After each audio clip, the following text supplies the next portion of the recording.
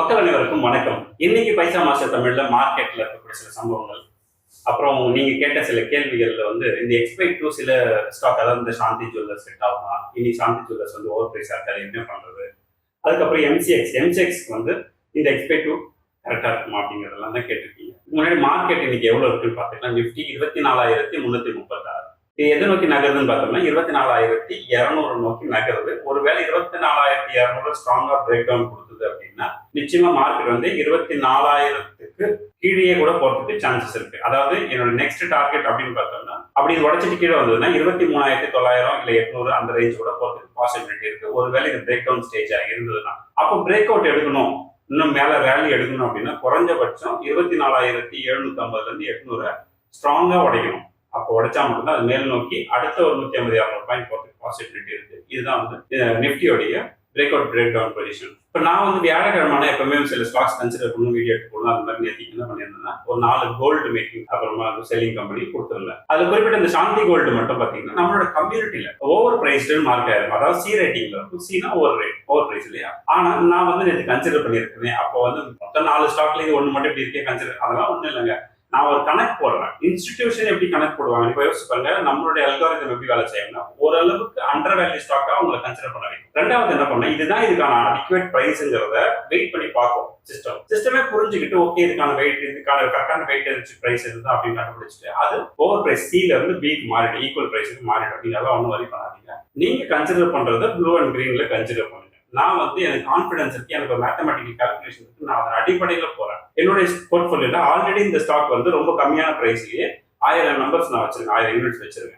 நான் இப்போ கன்சிடர் பண்றது ஜஸ்ட் ஒரு 75, 25 இந்த மாதிரி சின்ன யூனிட்ஸ் தான் ஆட் பண்றதுனால அது ஒரு பெரிய ப்ரெஷர் தெரியல. நீங்க வெயிட் பண்ணி பாருங்க, ஓகேவா. நம்ம நேத்தி கன்சிடர் பண்ண அந்த ஸ்டாக்ல இன்னைக்கு என்ன நடந்திருக்குன்னா, கல்யாண் ஜுவல்லர்ஸ் அதாவது நேத்திக்கு ஏறிச்சு, நம்ம வாங்கினதுக்கு அப்புறமா கொஞ்சம் ஏறி இப்போ அகைன் அது -0.34 இருக்கு. சாந்தி ஜுவல்லரி 8% வரைக்கும் மேல போயிட்டு திருப்பி அகைன் ஒரு 6% நான் வீடியோ எடுத்து தங்கமேலும் பாசிட்டிவ், ஸ்கை கோல்டும் பாசிட்டிவ்ல தான் இருக்கு. பட் இதெல்லாம் நம்ம இன்னைக்காக வாங்கல, நல்லா புரிஞ்சுக்கணும். இதெல்லாம் நம்ம நெக்ஸ்ட் 5 இயர்க்கான பிளான்ல வாங்குறோம். அப்படிங்கிறப்போ தாராளமா நீங்க போகலாம். ஸோ இப்போ நீங்க கவனிச்சிட்டு இருக்கீங்க, ஈரான் அமெரிக்காவுக்கு நடுவில் இருக்கக்கூடிய பிரச்சனை பதட்டம் பிரச்சனை சொல்லலாம். பதட்டம் இன்னுமே அப்படியே மெயின்டைன் ஆகுது. க்ரூட் ஆயில் $87, $88 இந்த ரேஞ்ச் இருக்கு பர் பேரல். இந்த சூழ்நிலையை முன்னிட்டு என்ன பண்றாங்க, நிறைய பேர் இந்த மாதிரி சில ஸ்டாக்ஸ்ல இருந்து எக்ஸிட் கொடுத்துட்டே இருக்காங்க. அதாவது இந்த மாதிரியான ஸ்டாக்னா ஆட்டோ, ஐடி, ஆக்சுவலா ஐடின்னு நான் சொல்லக்கூடியது டிசிஎஸ், டாடா கன்சல்டன்சி அப்படியான சில ஸ்டாக், அதாவது டாடா ரிலேட்டட் ஆட்டோமொபைல்ஸ், இதுல இருந்தெல்லாம் கொஞ்சம் ப்ராஃபிட் இருக்கிற சூழ்நிலையில கொஞ்சம் எஸ்கேப் ஆயிடலாம். ஒரு சில மக்கள் வெளியே வந்துட்டு இருக்கிறது நம்மளால பார்க்க முடியுது. ஏன்னா நிறைய ஸ்டாக்ஸ் இன்னுமே நல்லா வளர்றது, நல்ல மேனேஜ்மெண்ட் க்ரோத், 2 டிஜிட் க்ரோத் எல்லாம் இருக்கிறவங்க இருக்காங்க. பட் மோரோவர் நான் என்னோட போர்ட்ஃபோலியோல என்ன முடிவு எடுத்திருக்கேன் அப்படின்னா, டாடா பிராண்டுக்கு கீழே இருக்கக்கூடிய சில ஸ்டாக்ஸ்ல எனக்கு டைட்டன் இருக்கும், டாடா மோட்டார்ஸ் பேசஞ்சர் இருக்கும், டாடா மோட்டார்ஸ் கமர்ஷியல் வெஹிக்கிள்ஸ் இருக்கும். வேற எதுவும் ஸ்பெசிஃபிக்கா டாடா மோட்டார்ஸ் டாடால இருக்கும்னு போறல. பட் இதெல்லாம் முக்கியமான ஸ்டாக்கா எங்களுக்கு இருக்கு. நான் என்ன பண்ண போறேன் அடுத்துன்னா, இந்த டாடா மோட்டார்ஸ் மாதிரியான சில ஸ்டாக்ஸை ஃபர்தர் கன்சிடரேஷன் ஸ்டாப் பண்ணிக்கிறேன். நான் இது வரைக்கும் என்ன இருக்கோ அது அப்படியே இருக்கணும். ஏன்னா நம்ம அதை ஒன்றும் பண்ண வேண்டாம். பட் இனிமே நான் அடுத்த சில வருஷங்களுக்கு டாடா மோட்டார்ஸ்குள்ள இல்லை டாடா பிராண்டுக்குள்ள இருக்கக்கூடிய கெமிக்கல்ஸோ இல்லை நிறைய இருக்கு இல்லையா, அந்த பிராண்டை அப்படியே அவாய்ட் பண்ணலாம். 22 கம்பெனி லிஸ்ட் ஆயிருக்கு. அந்த 22 கம்பெனியுமே கம்ப்ளீட்டாவே அவாய்ட் பண்ணலாம், ஈவன் இன்க்ளூடிங் டைட்டன் செட் தான் சொல்றேன். நீங்க என்ன பண்ணணுங்கிறது நீங்க முடிவு பண்ணி, நான் என்னோட மைண்ட் செட்டை சொல்றேன். டாடா பிராண்ட கொஞ்ச நாளைக்கு நான் சொல்றது நெக்ஸ்ட் 3 இயர்க்கு இந்த பக்கம் போக வேண்டாம் அப்படிங்கிறது என்னோட ஐடியா அப்படின்னு நானும் முடிவு பண்ணிருக்கேன். இப்ப தமிழ்நாடு கவர்மெண்ட் ஒரு புது ஸ்டார்ட் அப் கம்பெனியோடைய 100 கோடி ரூபாய் மதிப்பு அந்த எம்ஓஐ சைன் பண்ணியிருக்காங்க. ஸோ கவர்மெண்ட்டுக்கு இதுல என்ன மாதிரியான பிசினஸ் வரும், இல்ல இந்த மாதிரி சார்ஜிங் ஸ்டேஷன் வைக்கிறது மூலமா இவி ரிலேட்டட் பிசினஸ் இன்னுமே நல்ல ஃபிளரிஷ் ஆகிறதுக்கு கூட சான்சஸ் இருக்கு. ஏன்னா இப்ப நம்ம எதுக்கு பைக் வரும், நம்ம ஒரு குக்கிராமத்துல எங்கேயா போயிட்டு நமக்கு பவர் இல்லை, பைக் கார்ல மாட்டிக்கிட்டா என்ன பண்றது அப்படிங்கிற பயம் இருக்கு இல்லையா, அந்த பயத்தை பிரேக் பண்றது வகையிலும் இது ஒரு பெனிஃபிட். அதுல அந்த கம்பெனியோட பேரு பிளக்ஸ்மார்ட் அப்படிங்கிற ஸ்டார்ட் அப் கம்பெனியோட 100 கோடி ரூபாய் எம்ஓஐ சைன் ஆயிருக்கு. ஸோ இதனால நமக்கு என்னென்ன பெனிஃபிட்னா, நம்ம இப்போ கூட இவி வெஹிக்கிள் அதிகமா எடுத்துட்டு போய் பயன்படுத்துறத பயப்படுவாங்க. என்னன்னா வெளியே எங்கேயாவது போயிட்டோம்னா, அவுட் ஸ்டேஷன் எங்கேயாவது போயிட்டோம்னா மாட்டி பண்ணணும், சரியா சார்ஜ் போறதுக்கு இடம் கிடைக்கலன்னா, பல இடங்கள்ல சார்ஜிங் ஸ்டேஷன் இருக்குன்னு மொபைல்ல காட்டுது. அங்க போனோம்னா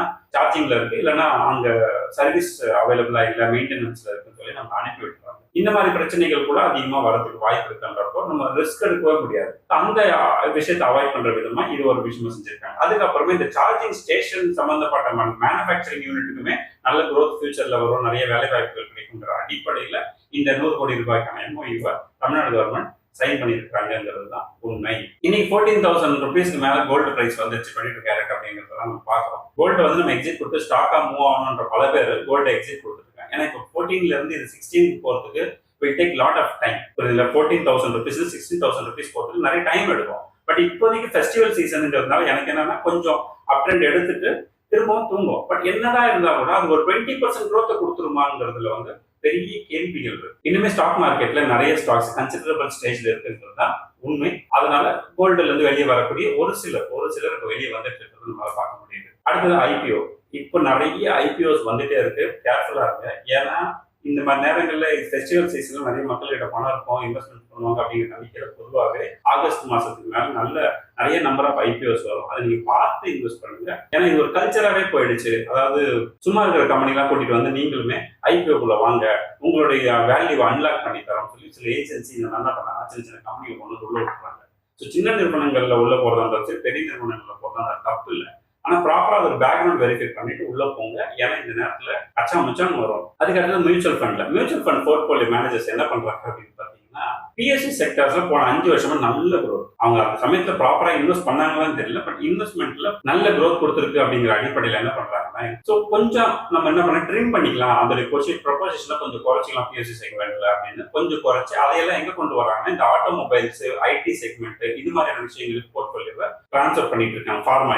ஸோ இதெல்லாம் தான் சொல்றேன், உங்க போர்ட்போலியோக்கு நீங்க தான் ஃபண்ட் மேனேஜர் அப்படின்னு ஒரு ஸ்டாக் போர்ட்போலியோ வச்சிருக்கீங்கன்னா நீங்க பார்க்கணும் எதுல வந்து இப்போ சேச்சுரேஷன் லெவல் அடையிறாங்க, எதுல இப்போ க்ரோயிங் ஸ்டேஜ் வரப்போகுது அப்படிங்கிறத பார்த்து நீங்களும் என்ன பண்ணணும், இந்த மாதிரி சில விஷயங்கள் தான் செய்யணும். உங்க போர்ட்ஃபோலியோ செய்வீங்க நான் நம்புறேன். பேங்க் ஆஃப் பரோடா இப்ப என்ன பண்ணிருக்காங்க, ஏற்கனவே நிறைய பேங்க் எல்லாம் பண்ணாங்க, அதே வேலையை தான் இவங்க பண்ணிருக்காங்க. அதாவது ஃபாரின் இன்வெஸ்ட்மெண்ட்ஸ் கிட்டத்தட்ட $700 மில்லியன் என்ன பண்ணிருக்காங்கன்னா டெபாசிட்ஸ் வாங்கியிருக்காங்க. இதுக்கு இன்ட்ரெஸ்ட் அவங்க டாலர்லயே கொடுக்கணும், ரீபே பண்ணும்போது டாலர்லயே கொடுக்கணும் அப்படிங்கிறது. இவங்க என்ன பிளான் பண்றாங்கன்னா, நாம லோக்கல்ல இருக்கக்கூடிய மக்களுக்கு பணத்தை கொடுத்து அதுல மாட்டிக்க கூடாதுங்கிறதுக்காக பெரிய பெரிய கார்பரேட் நிறுவனங்களுக்கு இன்வைட் பண்ணிருக்காங்க. என்னன்னா, நீங்க உங்களுடைய பிசினஸ் தேவைக்கு நீங்க ஃபண்டிங் அரேஞ்ச்மெண்ட் நாங்க அரேஞ்ச் பண்ணி தரோம், டாலர்லயே லோன் தரோம், நீங்களும் அதை ரீபேமெண்ட்டும் டாலர்லயே பண்ணணும் அப்படின்னு. ஸோ இந்த பேங்க் ஆஃப் பரோடாக்கு இந்த கேஸ்ல பெரிய இஷ்யூ இருக்காது அப்படின்னு நம்மளும் நம்பலாம். ஏன்னா இன்டர்நேஷனல் பிசினஸ் பண்ணக்கூடியவங்களை மட்டுமே இன்வைட் பண்ற மாதிரி தெரியுது. இது ஒரு வகையில பாசிட்டிவான சைன் தான். நான் ஏற்கனவே சில ஸ்டேட் பேங்க்கும் இதுதான் பண்ணுவாங்க அப்படின்னு சொன்னேன் இல்லையா, அது பாருங்க ஓப்பனாவே டிக்ளரே பண்ணிட்டாங்க. அடுத்தது இன்ட்ரெஸ்ட் ரேட்டை தொடர்ந்து சொல்லி நமக்கே போர் அடிக்குது. அமெரிக்காவில் இருக்கக்கூடிய அந்த விலைவாசி உயர்வு அப்படிங்கிறது, இன்ஃபிளேஷன் ரேட்டுங்கிறது ஓரளவு கட்டுப்பாட்டுல இருக்கு. எதிர்காலத்தில் இன்னுமே கூட குறையத்துக்கு வாய்ப்பு இருக்குன்னு இன்ட்ரெஸ்ட் ரேட்டை ஏற்ற வேண்டிய அவசியம் இல்லை. ஆனா இன்ட்ரெஸ்ட் ரேட்டை ஏற்றல அப்படின்னா என்ன ஆகும்னா, வெளிநாட்டு என்ஆர்ஐஸ் இல்லையா, அவங்க என்ன பண்ணுவாங்கன்னா இந்தியாவில் இருக்க ஒரு பாண்ட்ல இன்வெஸ்ட் பண்றதுக்கு வாய்ப்பு இருக்கு. அது ஒரு ரீசன். அதுக்கு அடுத்தது உலகம் பூராமே இன்ட்ரெஸ்ட் ரேட்டை ஏற்றுனாங்கன்னா ஸ்டாக் மார்க்கெட் நிச்சயமா அடி வாங்குவோம் அப்படிங்கிற அந்த பயத்தில், அதாவது யூஎஸ் ஸ்டாக் மார்க்கெட் அடி வாங்குற பயமும் இருக்கும். அடுத்த சில மாதங்களுக்கு எந்த விதமான சேஞ்சஸும் பண்ண மாட்டாங்க அப்படின்னு நானும் நினைக்கிறேன் யூஎஸ். அதன் அடிப்படையில், அந்த நம்பிக்கையின் அடிப்படையில் நேற்று S&P 500 ஒரு பாசிட்டிவ் இருக்கு. நானே கிட்டத்தட்ட உங்களுக்கு தெரியாதோ நிறைய பேர் பார்த்துருப்பீங்க. யூஎஸ் ஸ்டாக் மார்க்கெட்ல கிட்டத்தட்ட $3,700 நான் ஸ்டாக்ஸ் வாங்கியிருக்கேன். நான் சொல்றது ஒரு 45 நாளுக்கு முன்னாடி ஒரு $3,700 மேல நான் ஸ்டாக் வாங்கிட்டு தொடர்ந்து பார்த்து சர்வன் மேல யாரும் அது ஏறிய அப்புறம் பத்துக்கட்டியது கீழே விழுந்தது. எவ்வளவு பர்சன்ட்? நான் 20%, $700 லாஸ். பட் நான் ஒரு சின்ன தப்பு பண்ணிட்டேன். நான் என்ன பண்ணிட்டேன், இந்த இந்தியன் ஸ்டாக் மார்க்கெட் மேல கவனத்தை எடுத்துட்டதுனால நான் என்ன பண்ணல, கீழே வரும்போதெல்லாம் அதை ரீகன்சிடர் பண்ணாமலே விட்டுட்டேனே தவிர இப்போ திருப்பி எல்லாமே ரெக்கவர் ஆயிருக்கு. ஐடி, இந்த ஐடி இந்த மாதிரி விஷயங்கள்லாம் ரெக்கவர் ஆகி மேலே வரும்போது, ஈவன் செமிகண்டக்டர்லாம் மேலே வரும்போது நான் அந்த பாட்டம் லைன்ல பெருசா இன்வெஸ்ட்மெண்ட் பண்ணல. பட் இப்போ ஸ்டில் என்னன்னா 20% மைனஸ்ல இருந்து இப்போ எங்க வந்துச்சுன்னா 4% மைனஸ்க்கு வந்துச்சு. சந்தோஷம். நமக்கு என்னன்னா, ஸ்டாக் மார்க்கெட்டை பொறுத்த வரைக்கும் நம்ம எதுவும் பிரைஸை வச்சது இல்லை, ஃபண்டமெண்டல் தான் ஸ்ட்ராங்கா இருக்கான்னு பார்க்கணும். இருந்தாலும் நான் பண்ண மிஸ்டேக்கு நீங்களும் பண்ணிருக்கீங்களாங்கிறத மட்டும் என்ஜாய் பண்ணிக்கணும். இப்போ சாந்தி கோல்டு இப்போ ரைட் இஷ்யூ வந்து நிறைய பேருடைய போர்ட்ஃபோலியோ ஒரு சாந்தி கோல்டு எப்படி வச்சிருந்தீங்கன்னா இப்போ அதே உங்களுக்கு ரைட் இஷ்யூ அலோகேட் ஆயிருக்கு. அது எப்படி ஆக்சஸ் பண்ணா அது என்ன பண்ணணும்னு தெரியல அப்படின்னு சொல்லிட்டு தம்பிதுரை கேட்டிருக்காரு. மேபி இது உங்க எல்லாருக்குமே யூஸ்ஃபுல்லா இருக்கும். நான் சொல்றேன் கேட்டேன். ரைட் இஷ்யூக்கான ரெக்கார்ட் டேட் 6 ஆகஸ்ட் உங்ககிட்ட எத்தனை ஸ்டாக் இருக்கு? 295 ஷேர் இருக்கக்கூடியவங்களுக்கு 19 ஷேர்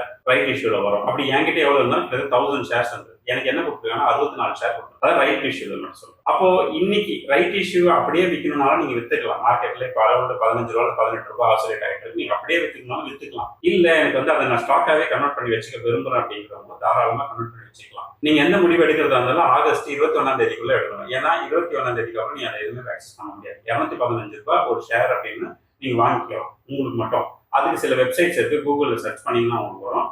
அந்த மாதிரி கம்பெனி பேர் போட்டு நான் வாங்க போறேன் போட்டீங்கன்னா உங்களுக்கு லிங்க் வரும். லிங்கை கிளிக் பண்ணி நீங்க ஃபார்மை ஃபில் பண்ணி சப்மிட் பண்ணீங்கன்னா பேலன்ஸ் பணத்தை கட்ட சொல்லுங்க. பேலன்ஸ் பண்ணலாம் உங்களுக்கு 215 ரூபா கட்ட சொல்ல ஒரு ஷேர் இருக்கு. இன்னைக்கு மார்க்கெட்ல அது 230 ரூபாய் 240 ரூபாய் வரைக்கும் ட்ரேட் ஆகிட்டு இருக்கு. ஸோ நீங்க கம்மியான டிஸ்கவுண்ட் ப்ரைசஸ்ல வாங்கணும்னாலும் வாங்கிக்கலாம். இல்லை எனக்கு வேணாம், நான் 18 ரூபாய்க்கு ரைட் இஷ்யூ வித்துற போறோம்னாலும் வித்துக்கலாம். ஆனால் எதுவாக இருந்தாலும் எப்போ பண்ணணும், 21ஆம் தேதிக்குள்ள பண்ணணுங்கிறது தான். மணி என்ன கேட்டிருக்காருன்னா, எனக்கு எம்சிஎக்ஸ் உடைய கால்குலேஷன் எக்ஸ்பெக்ட் போட்டா 4500 வருதுன்னு சொல்றாரு. 4500ங்கிறது எனக்கே ஷாக்கிங்கா இருக்கு. ஏன்னா இப்போ 2900 ரூபாய் அந்த ஷேரோட பிரைஸ். அது போய் 4500 வருமா அப்படின்னா சரி ஓகே, மேபி ஒரு டார்கெட்டை சொல்றாரா எக்ஸ்பெக்ட் சொல்றாருன்னு தெரியல. நானும் ஒரு கால்குலேஷன் போட்டு பார்த்தேன். இப்போ போன குவார்டர்லி ரிசல்ட் மட்டும் எடுத்து பாருங்க. போன குவார்டர்லி ரிசல்ட்ஸ்ல உங்களுக்கு 203 கோடி ரூபாயிலிருந்து இப்போ 413 கோடி ரூபாவா ஸ்லோ அண்ட் ஸ்டடியா இன்க்ரீஸ் ஆகி வந்திருக்கு. நெட் ப்ராஃபிட் சொல்றேன். ஏர்னிங் பர் ஷேர் மட்டும் எடுத்துக்கோங்க. 8.83, அப்புறம் 5 ரூபாய் 50 காசு, 5 ரூபாய் 60 காசு, 3 ரூபாய் 20 காசு, 21 ரூபாய் 22 ரூபாய் அப்படின்னு கொஞ்சம் கொஞ்சமா. ஸோ இது என்னன்னா மார்க்கெட்ல எவ்வளவு ட்ரேடிங் நடக்குதோ, எவ்வளவு வால்யூம்ஸ் நடக்குதோ அதன் அடிப்படையில ஒரு சார்ஜஸ் இந்த கம்பெனிக்கு ஒரு எம்சிஎக்ஸ். அப்ப எம்சிஎக்ஸ்ன்றது இந்த கமாடிட்டி மாதிரியான விஷயங்களுக்காக யூஸ் பண்றது இல்லையா? அந்த கேஸ்ல எவ்வளவு வால்யூம் நடக்குதோ அதுக்கு தான் சார்ஜஸ் போட முடியும். அதனால கன்சிஸ்டன்டா உங்களுக்கு வரணும்னா சொல்ல முடியாது. ஆனா லாங் ரன் போகும்போது நிச்சயமா கன்சிஸ்டன்சி நீங்க ஓரளவுக்கு எதிர்பார்க்கலாம். இப்போ இந்த கேஸ் நம்ம ஒரு கால்குலேஷனுக்கு எடுத்து போறோம், அவ்வளவுதான். இப்போ 52 ரூபாய் அர்னிங் பெர் ஷேர் இருக்கு. இந்த கம்பெனியுடைய அர்னிங் பெர் ஷேர் 5 வருஷம் கழிச்சு இன்னைக்கு 8 ரூபாயில இருந்து 50 ரூபா வந்துச்சுங்க. அடுத்த 5 வருஷம் இந்த ஸ்பீடு 6 மடங்கு 6.5 மடங்கு வரும்லாம் சொல்ல முடியாது. ஆனா எனக்கு என்ன ஒரு நம்பிக்கைன்னா அடுத்த சில வருஷங்கள்ல 5 ஆண்டுகள்ல குறைஞ்சபட்சம் 3 மடங்காவது வரதுக்கு வாய்ப்பு இருக்குன்னு நான் நம்புறேன். அப்படி ஒரு வேலை வந்ததுன்னா என்ன வரும், 150 ரூபாய் அர்னிங் பெர் ஷேர் வரும். ரஃப்லி டு சே அப்ப 150 ரூபாய் அர்னிங் பெர் ஷேர் ஃபியூச்சர் அது கண்டுபிடிச்சாச்சு. இந்த கம்பெனியுடைய பிஇ ரேஷியோ மட்டும் பாருங்க. நீங்க மீடியம் பிஇன்னு எடுத்துக்கிட்டீங்கன்னா கிட்டத்தட்ட 59 வரும். இப்ப கரண்ட் பிஇ 48 47 தான் இருக்கு. ஓகேங்களா? அப்ப இது வந்து அண்டர் வேல்யூ ஸ்டாக்கா அப்படின்ற கிடையாது. அது ஏன் அண்டர் வேல்யூ ஸ்டாக் இல்லை அப்படின்னா இந்த 35 தான் மினிமம் பிஇ. அதிகமா வந்து போன 5 வருஷத்துல ரொம்ப கம்மியா பாட்டம் லைனை டச் பண்ணதுன்னு பார்த்தோம்னா 35. அப்போ நான் எவ்வளவு ரேட் சொல்ல 150 ரூபாய்க்கு 35 போட்டோம். நான் எவ்வளவு வரும் ரஃப்லி கணக்குப்பட்டுங்க. 2031ல 150 ரூபாய் அன்னைக்கு பர்சன்ட் நம்ம எக்ஸ்பெக்ட் பண்றோம். 125ஆகவும் போகலாம், அது 130 அதிகமாகவும் போகலாம். பட் நான் ஒரு அசம்ஷனுக்கு 150 ரூபாய் எடுக்கிறேன். 150 இன்ட்டு 35 போட்டோம்னா 5250 ரூபா. 5250ங்கிறது என்னது, X target. Target divided by 2 போட்டோம்னா அதான் எக்ஸ்பெக்ட் கேஸ் எடுத்துட்டா 2625. இப்போ எவ்வளவு இருக்கு, 2900 ரூபாய் இருக்கு. அப்ப 2900 ரூபாய் என்ட்ரி எடுக்கலாம்னா அவாய்ட் பண்ணலாம் அப்படின்றத நீங்க புரிஞ்சுக்கணும். அப்ப எங்க இந்த ஸ்டாக் மார்க்கெட் வந்து வேகமா வளர்ந்ததுன்னு நான் அந்த ஸ்கிரீன்ல வைக்கிறேன் பாருங்க. கிட்டத்தட்ட 500 ரூபாய்லாம் இருந்தது இந்த ஷேர் பிரைஸ், வளராம தூங்கிட்டு. அப்புறமா அது வந்து கரெக்டா 1000 ரூபாய்ல இருந்து 1500 ரூபாய் வரும்போது தான் அது வேல்யூ எடுக்கவே ஆரம்பிச்சது. ஏன்னா அப்பதான் அந்த எக்ஸ்பை 3 ஐடென்டிஃபை ஆகுது. எக்ஸ்பை 3 எவ்வளவு வரும் இந்த கேஸ்ல பார்த்தோம்னா இந்த டார்கெட் டிவைடட் பை 3 போட்டோம்னா 1750 ரூபாய். அப்போ இந்த 1500 ரூபாய்க்கு கிட்ட இருக்கும்பொழுது தான் இந்த ஸ்டாக் பெரிய ரேலியும் வால்யூமோட எடுத்து பெரிய பெரிய இன்ஸ்டிடியூஷன்ஸ் உள்ள வந்தாங்க. இப்போ எங்க வந்து ஸ்டாப் ஆயிட்டாங்கன்னு பார்த்தோம்னா 2625 அந்த ரேஞ்சுக்கு வந்து அவங்க ஸ்டாப் பண்ணிட்டாங்க. பட் நாம என்ன பண்றோம், 2625 இன்னமும் வாங்கி அதிகமா வாங்கிட்டு இப்போ மைனஸ் நோக்கி திருப்பி வந்துட்டு இருக்குன்றதை பார்க்கணும். இதுதான் முக்கியம். திருப்பி வந்து இந்த 2625 கீழே போகும்போது திருப்பி இன்ஸ்டிடியூஷன் உள்ள வர பாசிபிலிட்டி இருக்கு. அப்போ உங்க கணக்கு என்ன போட்டிருக்கீங்க, 4500 போட்டிருக்கீங்க. நான் என்ன போட்டிருக்கேன்னு பாருங்க, 2625 கீழே கன்சிடர் பண்ணணும் அப்படின்னு நான் போட்டிருக்கேன். அதாவது எக்ஸ்பை 3க்கும் எக்ஸ்பை 2க்கும் நடுவில் இருந்ததுன்னா நீங்க கன்சிடர் பண்ணிக்கலாம். எக்ஸ்பை 3க்கு கீழே இருந்தா தரமா போலாம், தப்பு இல்லை. பட் நல்ல க்ரோயிங் ஸ்டாக்ஸ் எல்லாம் வந்து மோஸ்ட்லி எக்ஸ்பை 3க்கு கீழே போறது ரொம்ப அதிகமா தான் போகும். இன்னைக்கு மார்க்கெட்ல நடந்த சில நிறுவனங்களை பத்தி பார்த்துருக்கோம். சில கமெண்ட்கள் நீங்க கேள்விக்கும் பதில் சொல்லியிருக்கேன். இந்த வாரம் கம்யூனிட்டியில ஜாயின் பண்ண எல்லாருக்கும் இன்னைக்கு நைட் 9 மணிக்கு இண்டக்ஷன் மீட் இருக்கு, கண்டிப்பா ஜாயின் பண்ணுங்க. Okay, 3 hour class. ஒரு நோட்ஸ் எடுத்துக்கோங்க, என்னென்ன டீட்டெயில்ஸ் கொடுக்குறோமோ அதெல்லாம் நோட்ஸ் எடுத்து ப்ராப்பரா நீங்க ரீயூஸ் பண்ணுங்க. அப்பதான் உங்களுக்கு அது ப்ராப்பரா புரியும். ஏன்னா how to become professional investor நல்ல இன்ட்ரெஸ்டிங்கான கிளாஸ். 3 மணி நேரம் எப்படி போகுதுன்னு உங்களுக்கு தெரியாது, அவ்வளோ ஸ்பீடாக போகும். யாராவது இன்னும் ஜாயின் பண்ணாமல் இருக்கீங்கன்னா ப்ளீஸ் டிஸ்கிரிப்ஷன் லிங்க் இருக்கு, இமீடியட் ஜாயின் பண்ணி இன்னைக்கே கிளாஸில் ஜாயின் பண்ணி உங்களுக்கு லிங்க் கொடுத்துருவாங்க. எப்பவுமே நான் சொல்றேன், ஃப்ரெண்ட்ஸ் அண்ட் ஃபேமிலிக்கு காசு பணம் கொடுத்து உதவி செய்யறத விட இந்த மாதிரி நல்ல இன்வெஸ்ட்மெண்ட் ஐடியாஸ் கொடுத்துருந்தாங்க வாழ்க்கையில் சூப்பராக வருவாங்க அப்படின்னு. இன்னைக்கே அடுத்த ஒரு இன்ட்ரெஸ்டிங்கான வீடியோவில் சந்திப்போம். நன்றி.